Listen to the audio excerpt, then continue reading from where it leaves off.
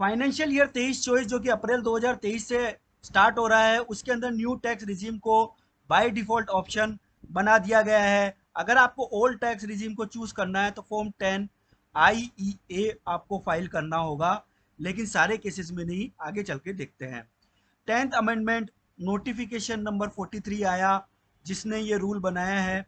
Friends, इसके अंदर अगर आप एक इंडिविजुअल है, HUF है, एसोसिएशन ऑफ पर्सन है, बॉडी ऑफ इंडिविजुअल है, आर्टिफिशियल जुडिशियल पर्सन है, और आपकी जो इनकम है वो बिजनेस और प्रोफेशन से आती है, तो आपको फॉर्म नंबर 10 IEA भरना होगा अगर आपको ओल्ड टैक्स रिजीम को सेलेक्ट करना है। तो ये कब भरना होगा? जो आपकी रिटर्न फाइल करने की ड्यू डेट है उससे पहले पहले आपको ये सबमिट करना होगा।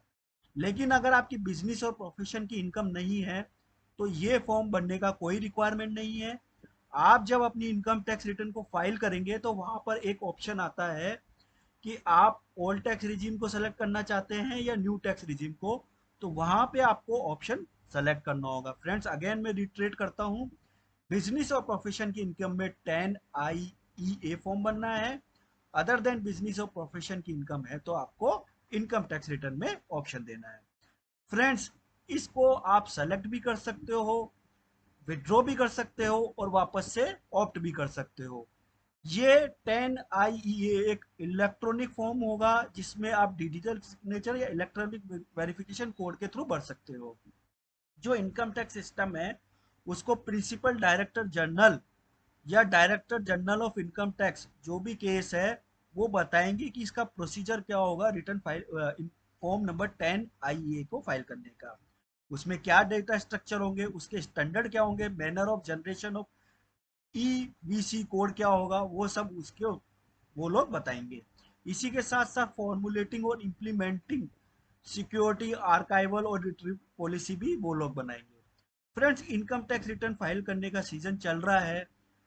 कुछ केसेस ऐसे होते हैं जिसमें हम बेसिक एग्जेम्पशन लिमिट के नीचे हैं लेकिन फिर भी हमको इनकम टैक्स रिटर्न फाइल करना मैंडेटरी होता है। जैसे कि इलेक्ट्रिसिटी कंजम्पशन अगर आपने 1 लाख रुपए से ज्यादा का किया है प्रीवियस ईयर के अंदर, तो भले ही आपकी जो टोटल इनकम है इंडिविजुअल के केस में 2.5 लाख रुपए से नीचे है, सीनियर सिटीजन के केस में 3 लाख से नीचे है, और सुपर सीनियर सिटीजन के केस में 5 लाख रुपए से नीचे है, तब भी आपको income tax return mandatory file करनी होगी।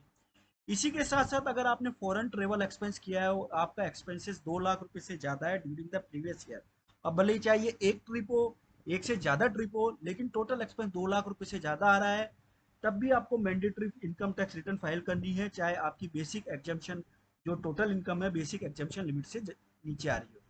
इसी के साथ साथ अगर आपने करंट अकाउंट में 1 करोड़ रुपए से ज्यादा, 1 करोड़ या उससे ज्यादा का अमाउंट डिपॉजिट कराया है, तब भी आपको इनकम टैक्स रिटर्न फाइल करनी होगी।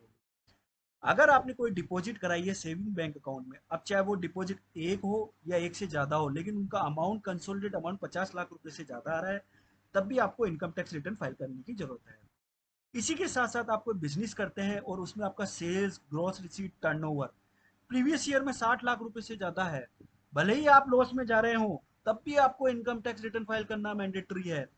आप प्रोफेशनल हैं, आपकी जो ग्रोसरीज वो 10 लाख रुपए से ज्यादा है, तब भी आपको इनकम टैक्स रिटर्न फाइल करना मैंडेटरी है।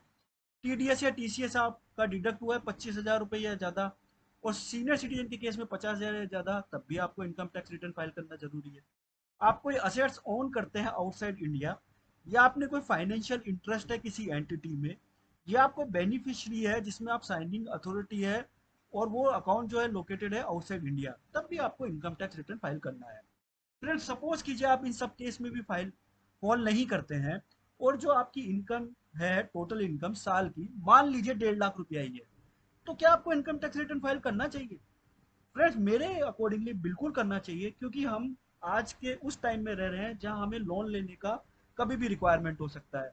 हम होम लोन लेते हैं, कार लोन लेते हैं, बिजनेस लोन लेते हैं, फॉरेन टूर एंड ट्रेवल्स के लिए, अपने सॉरी एजुकेशन के लिए, अपने बच्चों के एजुकेशन के लिए लोन लेते हैं। तो जैसे ही आप लोन लेने जाओगे 3 साल की इनकम टैक्स रिटर्न मैंडेटरी मानी जाएगी आपसे। आपके पास लाखों करोड़ों की प्रॉपर्टी हो सकती है, लेकिन इनकम टैक्स रिटर्न आपने फाइल नहीं की, तो हो सकता है कि आपको जो लोन मिलने वाला था उसमें थोड़ी सी परेशानी हो।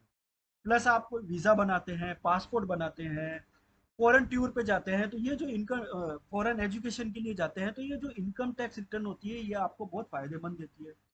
प्लस आपने सपोज कीजिए आप 10 साल से आपकी इनकम जो है 2 लाख 2.5 लाख 2 लाख 2.5 लाख ऐसी चल रही थी, आपने इनकम टैक्स रिटर्न फाइल नहीं की और आपने सेविंग की, आपके पास में 10-12 लाख रुपए का सेविंग हो गया, तो आप उसको प्रूफ कैसे करोगे? तो मेरे अकॉर्डिंगली इनकम टैक्स रिटर्न आपको फाइल करनी चाहिए। और इसमें एक सबसे बड़ी बेनिफिट मैं और बता देता हूँ कि नॉट नेसेसरी 2.5 लाख, अगर आपकी 5 लाख रुपए तक की भी इनकम है ना, तब भी आपका टैक्स जो है वो जीरो लगने वाला है।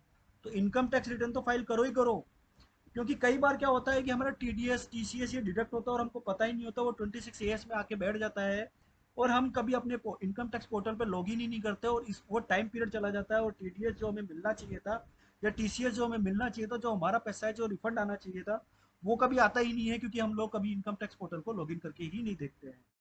Friends, income tax return file कीजिए, इसका कोई हार्म या नुकसान नहीं है, बट इसके बेनिफिट जरूर है जो आपके फ्यूचर कॉस्ट में मिल सकते हैं। यहाँ पे मैं अपना वीडियो समाप्त करता हूँ, लेकिन इसी के साथ साथ आपको बताना चाहूँगा कि मेरे जो ये चैनल है, इसमें इनकम टैक्स, जीएसटी, एक्सेल और अन्य तरीके की इंफॉर्मेशन आपको टाइम टू टाइम मिलती है। आप वीडियो लाइक करें ना करें, चैनल को सब्सक्राइब करें ना करें, वीडियो को पूरा देखें ना देखें, बट एक बार चैनल को गो थ्रू जरूर कीजिएगा। टिल देन, जय हिंद, जय भारत, धन्यवाद।